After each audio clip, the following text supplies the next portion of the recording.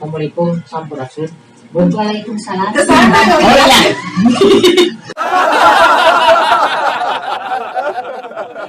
Assalamualaikum, hai sama Trobek, gimana kek? Assalamualaikum warahmatullahi wabarakatuh.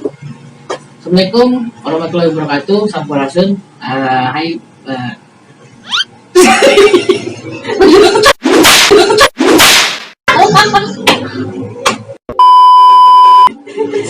Ayo sobat Trobek, kita balik lagi di sini bareng sama Bunda Elisa, spiritualis kita.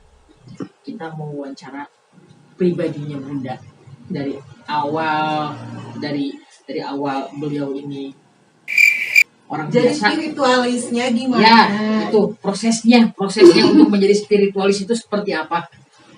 Nah, kita langsung aja. Assalamualaikum Bunda. Waalaikumsalam warahmatullahi wabarakatuh. Kita nih dari tim Robek itu kita mau nanya Iya. ke Bunda. Asal muasalnya Bunda menjadi spiritualis itu sejarahnya gimana? Mungkin kalau untuk diceritakan mungkin ya karena pertama mungkin karena ada keturunan dan Bunda memulai ini tuh itu perkiraan berapa tahun ya kakek meninggal. Waktu itu Bunda lagi di Jakarta ya. Terus karena kakek sakit parah, udah hampir sebulan keluar masuk rumah sakit, sudah panggil ajengan orang pintar buat ngeluarin mungkin ilmunya ya, nggak ada yang bisa kan. Nah waktu itu Bunda lagi di Jakarta, lagi ada kerjaan juga kan saya Jakarta, yang mungkin sebutinnya tempat-tempat gitu kan.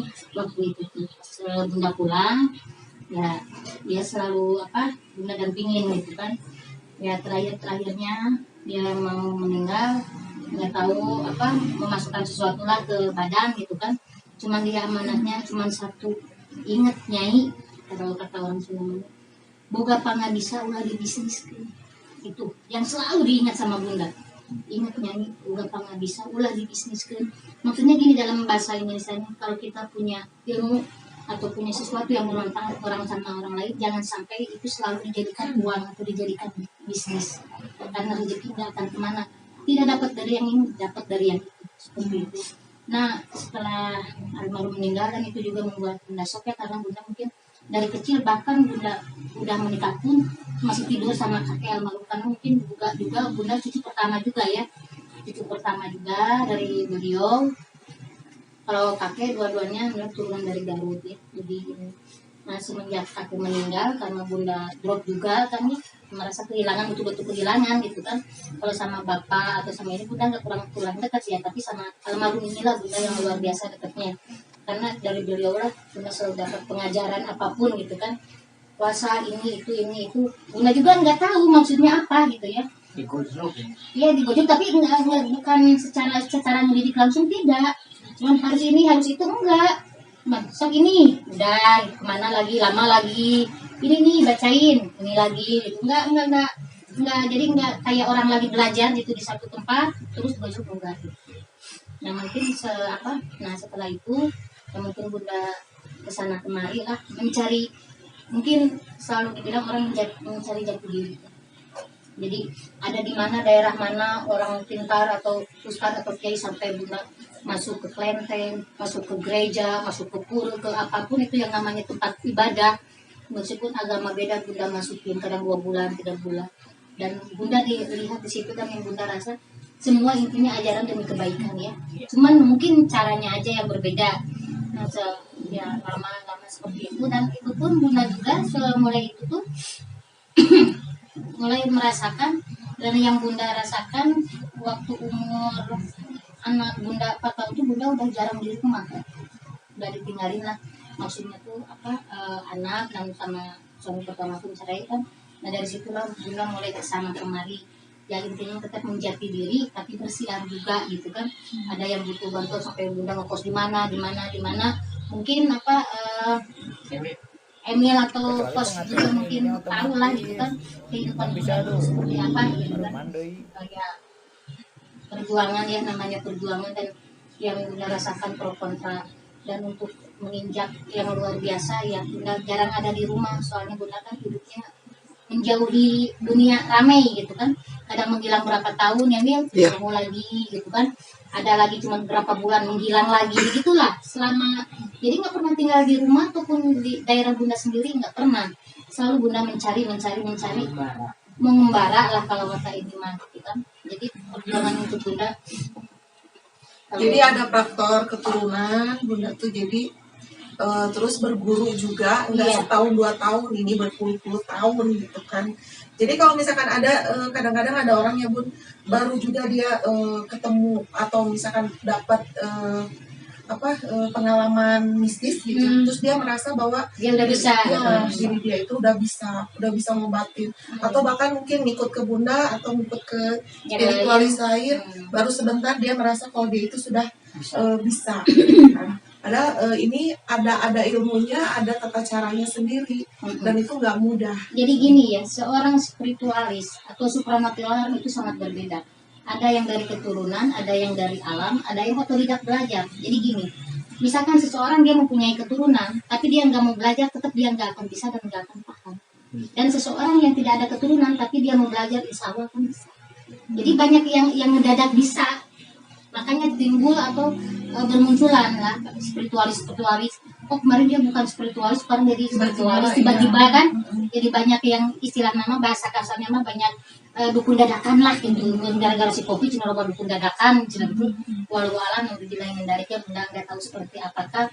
Cuman kalau Bunda pribadi ya penuh dengan perjuangan, ya penuh dengan air mata tuh benar-benar gitu kan. Sampai menginjak ke udah hampir 25 tahun ke yang namanya Grand Ina itu. Jadi setiap ganti GM ataupun apapun Bunda tahu gitu kan. Karena mungkin orang ini, tapi Bunda nggak selalu gembar-gemborkan gitu kan. Mungkin setahun inilah Bunda baru berani, Bunda suka ke Pelaras, suka kemana, kalau dulu nggak berani Bunda. Soalnya nggak berani karena belum stabil lah. Kemarin aja ada inbox ya, nanti Bunda bisa liatin ya inboxnya ke kalian. Ada yang nanya, Bunda bisa bantu tolong pesugihan nggak? Ada yang ngasih tahu ke saya, nih kamu jangan cari dukun yang nggak valid, nih Bunda dukunnya valid. Kata Bunda, kapan Bunda ngajak orang pesugihan? Itu jadi ini nanti boleh dilihat ya. Di inbox Bunda banyak yang inbox itu. Jadi si foto Bunda di FB Bunda itu dikasih sama seseorang ke orang yang lagi membutuhkan gitu ya. Kamu jangan cari-cari dukun yang abal-abal, yang pura-pura jadi dukun. Ini dukun apa? Ini orang bisa, caranya orang dukun yang bisa, dan ini valid. Saya kasih tahu aja. Kalau dia nggak ini berarti dia bodong katanya. Sampai ada yang ngomong seperti itu gitu kan. Tuh lihat yang suka posting dengan alam, dengan apapun itu berarti dukun beneran. Gitu. Di FB itu ada lah, nanti bisa Bunda liatin ya. Bunda juga ketawa sendiri gitu kan. Tapi Bunda sementara ini Bunda belum merasa benar-benar valid. Kenapa? Karena nggak semua keinginan orang yang datang atau pasien Bunda semuanya kepenuhi gitu kan. Dan kita juga sadar gitu, semua kita tuh ada batasnya gitu, nggak ada yang sempurna lah ya. Betul. Mungkin karena sempurna kan milik Allah, Bunda kan cuma berusaha yang terbaik. Masalah di kobul dan enggaknya itu kan urusan Gusti Allah mungkin gitu ya. Dan Bunda juga kalau ada yang bilang Bunda dukun valid atau itu, Bunda ngerasa ngeri gitu, tanggung jawab Bunda tuh semakin besar gitu. Kayaknya tuh melangkahi Tuhan gitu. Nah itu Bunda bukan bangga loh, bukan bangga. Kalau bangga udah Bunda sebarin mungkin ya, oh saya ternyata dukun valid gini. Bisa Bunda posting lagi mulutnya biar orang pada ngeliat bahwa Bunda itu, mana pernah Bunda coba kalian aja lihat di medsos di mana, apa Bunda pernah ngirim testimoni dari orang-orang yang berhasil sama Bunda? Nggak pernah kan? Paling minyak pelet, pusaka, ya kayak gitu kan, selfie. Karena apa? Mungkin orang akan tahu sendirilah maksud Bunda. Nggak harus kita menggembar-gemborkan kita bisa ini bisa itu, nggak mungkin. Karena itu semuanya nanti kualitas kita, dan itu berat. Ada etikanya. Ada Tapi etikanya. Bun, kalau misalkan ada yang minta seperti tadi yang Pesugihan. Kalau ini jujur beberapa kali cuman Bunda nganter. Karena emang Bunda dasarnya kan Abah kan beda ya. Makanya nanti cerita pasangan ini juga kan ada ceritanya juga. Jadi untuk hal-hal pesugihan kayak gitu emang sebenarnya ada sih ya, sebenarnya ada. Cuman dari tata caranya, dari itu nggak ada yang gratis juga ya. Mungkin yang Bunda nggak suka dari hal-hal seperti itu karena mungkin imbalannya ya nyawa ya gitu ya. Yang bukan itu nggak bisa sembarangan loh. Makanya Bunda bisa nganter saya pesugihan enggak, ini katanya Bunda dukun palit. Wah gila ini, kapan Bunda bikin orang kaya ngedadak? Itu nggak bisa Bunda gitu kan. Bunda juga kalau nggak usah buat sorangan, ngapain ngurusin orang, Bunda kan bikin aja kaya diri sendiri seperti itu kan. Nah, itu makanya Bunda bukan senang ada yang ngomong Bunda dukun palit, itu nggak suka Bunda, karena itu tanggung jawabnya besar loh. Kalau kita menolong dia terus nggak berhasil gimana coba? Iya. Nah itu beban itu bagi Bunda. Sedangkan Bunda sendiri kan Bunda hanya berusaha berdoa ya, usahain apa-apa gitu kan. Itu kan ada kamu tetap dari Allah ya, kita manusia biasa gitu. Dan pro kontra juga banyak juga sih Bunda, ini di YouTube apa yang Indo, wah ada tekunnya gini ini. Masalah Bunda suka hijau ini pun jadi masalah, inilah itulah. Ya Bunda welcome aja, karena emang netizennya seperti itulah ya. Ya suka banyak yang bilang juga si Bunda mau Wonder Woman, cina tahan banting. Kalau Bunda nggak tahan banting ini mau gimana PKR kata Bunda. Kalau Bundanya nggak kuat gimana ini PKR bertahan sampai sekarang saat ini. Jadi sebenarnya untuk PKR ini dulu namanya Pasanggerahan Kamemut, dan Bunda rintis di Bali sama anak-anak di Bali itu tahun 2013. Tahun 2013. Berarti ini asal muasalnya PKR ya. Iya. Jadi dulu mah namanya Pasanggerahan Kamemut. Dan waktu Bunda di Bali itu, waktu saya Bali tahun berapa ya? Ya tahun, mungkin kalau nggak salah tahun 2013.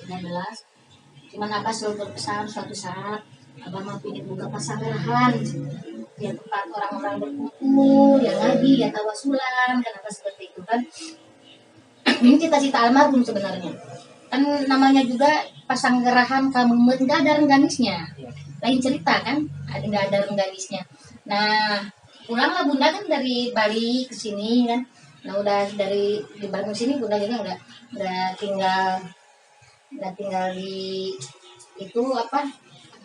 Ya, nggak tinggal di rumah gitu kan. Bunda selalu ini karena banyak pasien juga. Maksudnya bukan banyak pasien, banyak orang yang datang ya anak-anak. Nah, mulai Bunda sering ke Kawah Rengganis. Emang sebelumnya juga sebelum Bunda di Bali sering ke Kawah Rengganis gitu kan. Karena Bunda tahu sangat menyukai tempat itu ya, karena emang energinya luar biasa kuat buat mandi, buat bersih badan atau apa kan di situ. Nah, lama-lama kalau nggak salah pas 2016 sampai Bunda meditasi di Kawah Rengganis. Ada yang maksudnya ada sosok atau apa suara yang datang, pakailah nama Kaula gitu kan, pakailah nama Kaula, maksudnya pakailah nama saya. Ini Bunda tahu di situ kan Ibu Dewi Rengganis kan, orang nggak bisa sembarangan memakai nama orang sejarah loh, luar biasa berat itu, berat sekali. Bunda ngeri kan, takut. Nah, Bunda kan konsultasi lagi ya kan, konsultasi lagi sama sesepuh-sesepuh Bunda yang di Cimacan, di Cianjur, pesantren Cianjur, sama berarti itu udah ilham. Nah, makanya berdirilah PKR atau Pasanggerahan Kamemut Rengganis sebelum jadi paguyuban kan. Paguyubannya baru sekarang kan karena mau dilegalkan itu kan. Nah, jadilah Pasanggerahan Kamemut Rengganis. Ceritanya PKR ini dulunya seperti itu. Dulunya Pasanggerahan Kamemut doang. Kenapa Kamemut? Jadi kanyaah kata orang Sunda, kesayangan. Gitu. Nah, setidaknya pengalaman Bunda yang mungkin karena terlalu banyak, mungkin kalau di luar mah nggak akan cukup 1 jam 2 jam, mungkin singkat-singkatnya aja. Jadi PKR ini berdiri tanggal 6 bulan 6 2016. 666. Dan kelompok seni di Bandung ini kebanyakan kan laki-laki nih pemimpinnya. Baru Bunda ini mungkin yang pemimpin. Dan di Bandung mungkin kemarin ada pendataan juga ya, pendataan dari apa itu teh? Bukan, dari pemerintahan sosial budaya kan nanti Di Dispora. Orang olahraga. Dan tembusan kan dari ini Forum Sunda Sedunia kan kemarin ada tembusan. Ternyata kan Bunda ada kayak audisi dar semua kayak gitu kan. Jadi Bunda katanya Bunda ini ketua Padepokan satu-satuan wanita di Indonesia. Bunda nggak ada lagi alhamdulillah. Dan kalau Bunda itu kan komunitas partai seperti gitu kan. Kalau Bunda kan Padepokan yang otomatis Padepokan itu mengurus banyak orang, mungkin dia ruang lingkupnya lumayan banyak gitu kan. Semua orang bisa masuk ya. Iya. Semua Aliansi semua kalangan, mau dia ormas, mau dia komunitas, paguyuban atau apapun di kita bisa masuk karena kita kan sekarang untuk paguyuban. Kenapa? Karena Pasanggaran itu nggak mengikat dan nggak terikat. Kita tuh nggak bisa mengikat anggota kita untuk jadi anggota kita aja nggak bisa. Dia mau PP mau apa terserah. Yang penting di dalam PKR dia adalah keluarga PKR gitu aja bagi Bunda. Gitu. Jadi Bunda juga tidak menekan ke anggota-anggota Bunda untuk tetap di PKR, tidak. Mereka mau silahkan, nggak mau ya silahkan gitu aja kalau Bunda gitu. Kalau gini Bu,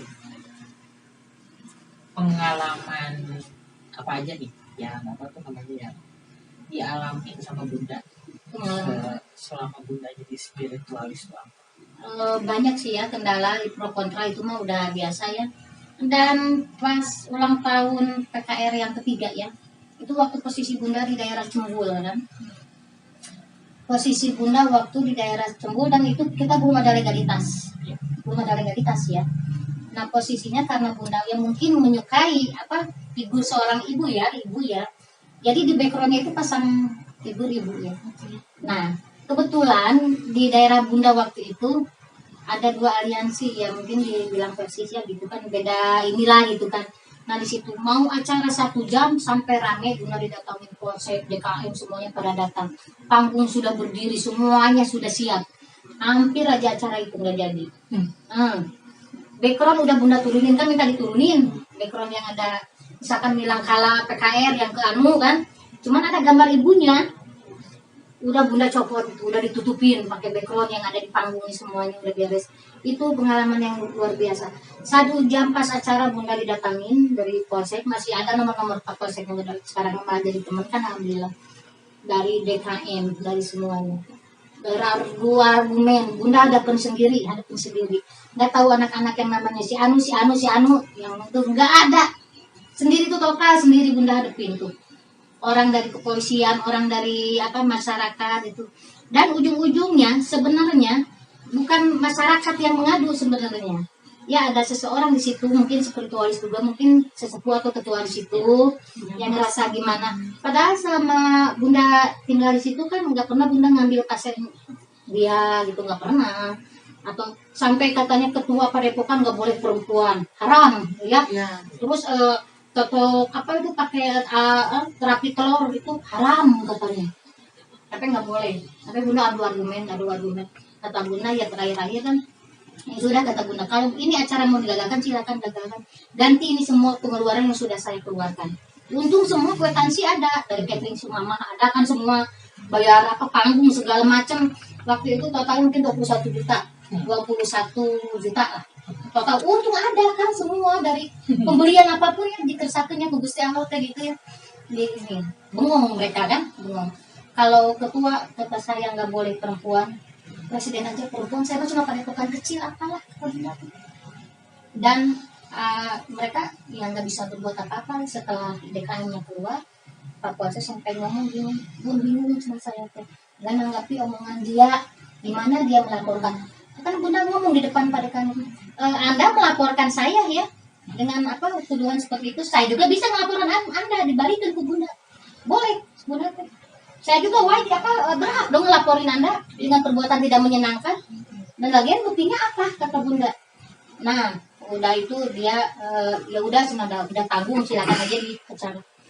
Pas acara ternyata kan budaya lah, mereka ini tuh semua nonton pada seneng.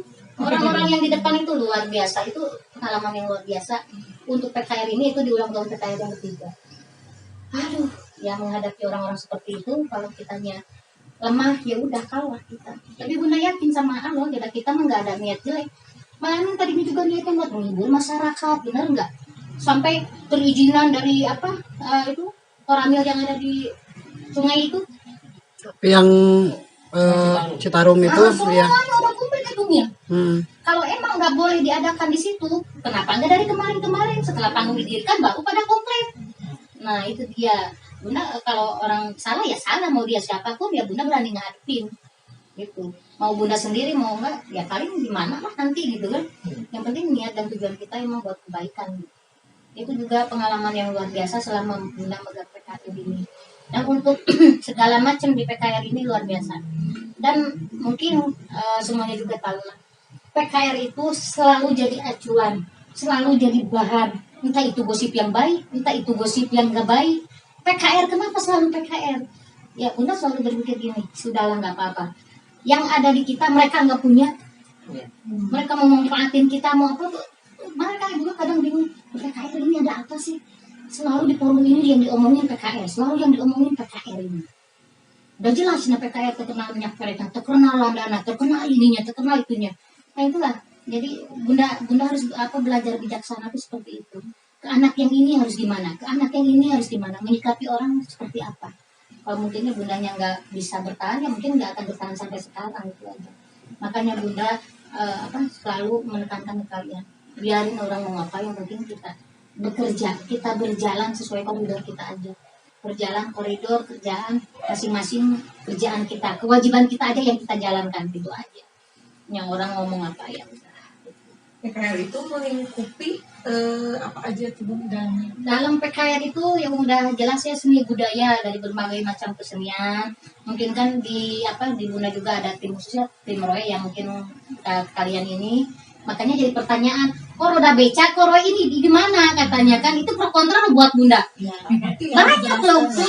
Nah ini juga jadi Bunda kan nantilah kalau ada anak-anaknya kan kayak sekarang ketemu baru, karena mereka berpikirnya katanya yang ini tuh ngurus teh Roy, kan ada IO-nya, ada WO-nya, terus ada event-eventnya, kan itu kan pekerjaan kalian kan otomatis. Jadi kalian nggak melibatkan siapapun yang ada di PKR nggak masalah gitu sebenarnya. Cuman pada bingung, yang bingung bukan yang di dalam teman-teman kita, bukan orang luar yang bingung.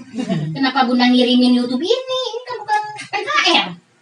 Cuman Bunda aja jadi bintang tamu, cuman. Kan mereka dilihat sama mereka kan. Nah, ini harus dijelaskan ini Roy dan itu jelas kan? ya.